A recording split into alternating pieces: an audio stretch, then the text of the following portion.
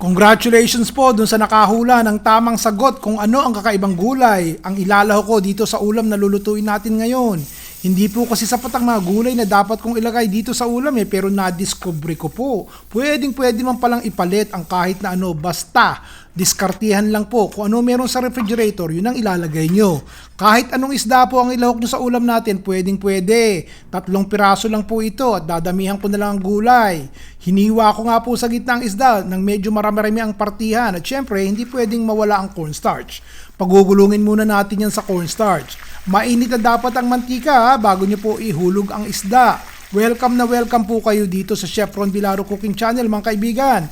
Hello po sa mga kaibigan natin na palaging nag-aabang kung ano lulutuin ko. At isang flying kiss sa mga kaibigan natin na Ilocano. Hello po mga ade.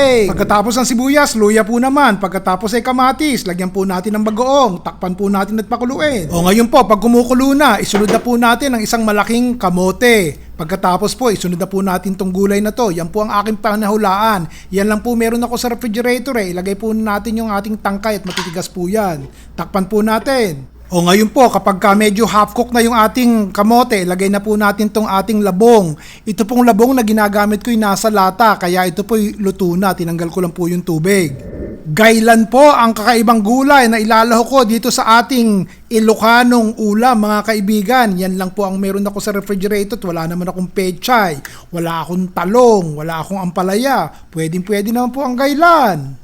Gusto ko lang po talaga ng mainit na sabaw kaya gumawa ako po ng dinengdeng. Ito namang malunggay meron po akong sariwa kaya yan nilagay ko. Pang dinengdeng naman po talaga yan, di po ba? Konting halo, hinaan po ang apoy at pagkakain na ilalagay ko na po yung isda. Hindi ko na nilagay yung isda kanina kasi gusto ko po crispy yung isdang nasa taas. Maganda rin ang presentation. Discardin nyo na po yun.